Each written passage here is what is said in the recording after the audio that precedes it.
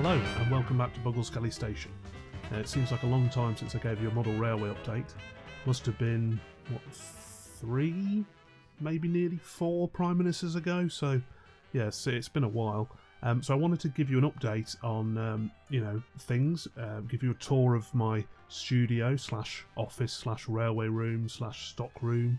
Need a bigger house. But firstly, the elephant in the room. Crovan's castle. I know a lot of people have been asking about my Sodor layout, and it looks pretty much the same as it did in my last video, which is because I've simply not had time to work on it since February, or 4 Chancellors ago, if that's how we're doing things now. Yeah. So here's how I left it, and I do plan to crack on with it, with landscaping and the next stages this winter, so there will be more soon-ish. You might also spot a new shelf layout, which is my new O-gauge micro layout, but I do have some plans for this, as I wanted to try modelling in a scale that allows more detail, and this is as much space as I had. I'm filming the slow progress of this layout too, and we'll probably make a new series covering the construction, or maybe even one big video eventually.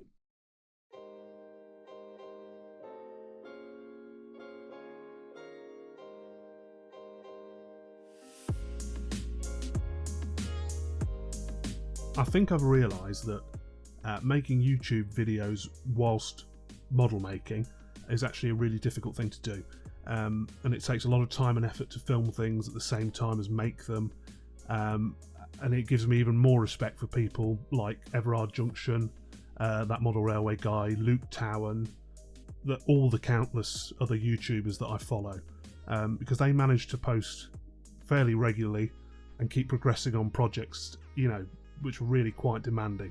So I am going to try my hardest to not let this slip down the priority list, because it's really important to do things you love doing, and I will up my game, so don't worry.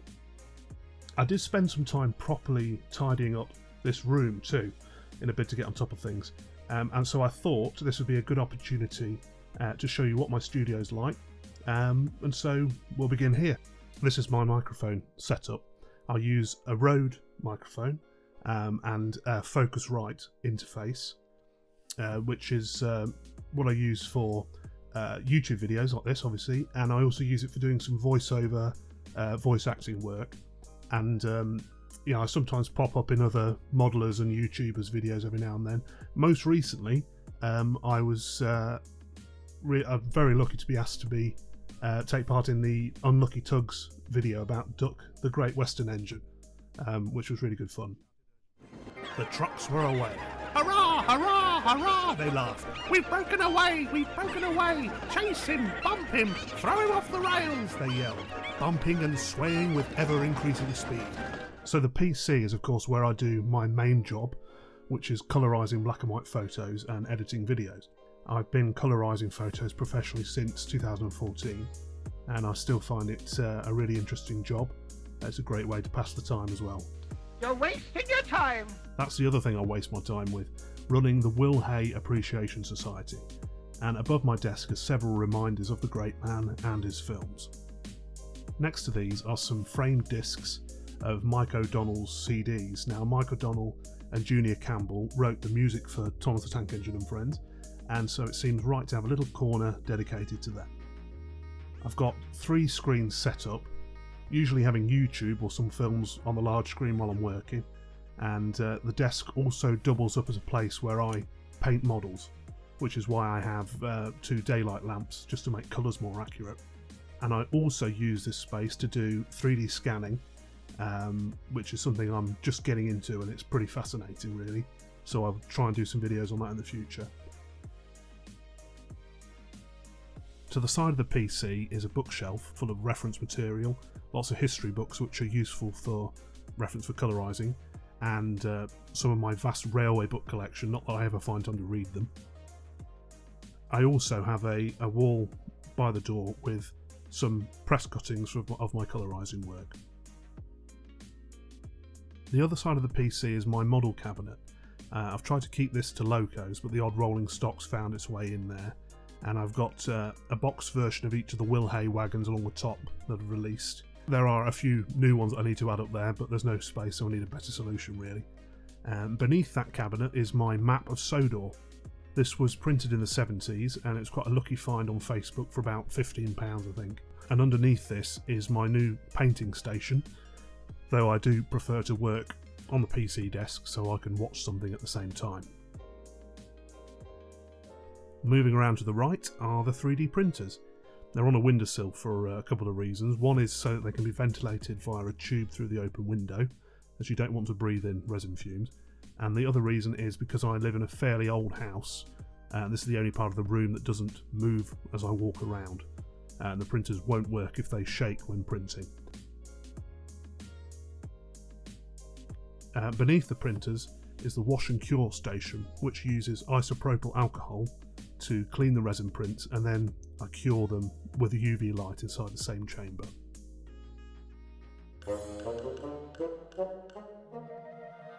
We now reach Crovan's castle, which you might have clicked on the video to watch, so sorry there's not much of an update on it, but this is how it's looking at the minute, and this is a fairly high layout in terms of height by some standards, but as I'm 6'5", I didn't want to be bending down too much, and so it's an ideal height for me to work at comfortably.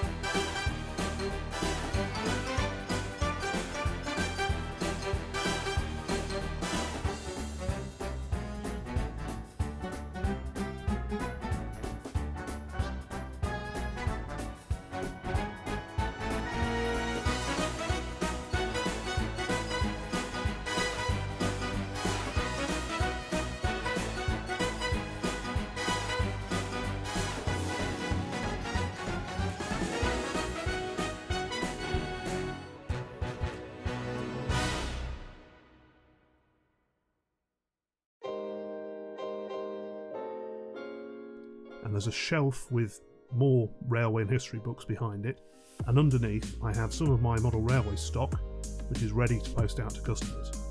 Which reminds me, this video is sponsored by me. Yes, I've just released a new wagon inspired by the railway series by the Reverend Audrey. It is AW Dry, which was the drainage company employed during the construction of many parts of Sodor. These can be ordered at the link in the description, and they're due into my shop in February 2023. And if you use the code Audrey15 by the 15th of November, you can get 15% off too. So next to the stock boxes, I have a table which I intended to use for model making, but it really ended up being a place to store things. The shelf in the centre is the O-gauge diorama I mentioned earlier. And on the other side is a filing cabinet containing various modelling supplies. On top of this is an N-scale mini Thomas layout, which was actually the base of our wedding cake last year, or 3 foreign secretaries ago, I think that's about right. And next to this is where I store stock boxes and bubble wrap to send out wagons, models, and all the various Wilhay merchandise that I sell in the shop. Further along is my photo printer, and above it all is Buggleskelly Mark II.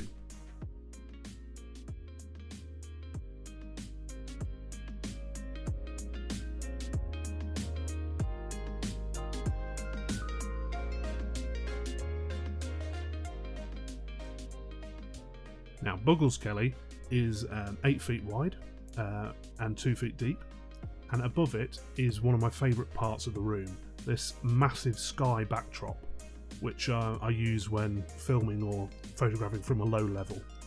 And what I did is I took a photo of the sky, and I had this custom printed at a sign printers onto foam board, and it's just held up in place with Velcro. It's one of the best things I had done. It just transforms the layout really. Oh yes, and in the middle of the room, which I've had to keep moving around while I'm filming, is my very comfy and really awkwardly placed armchair. And that cushion is the band I'm in, One Pump Lane.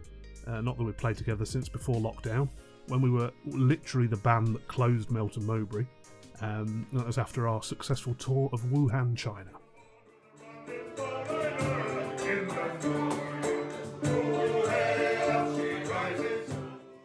So thank you for watching.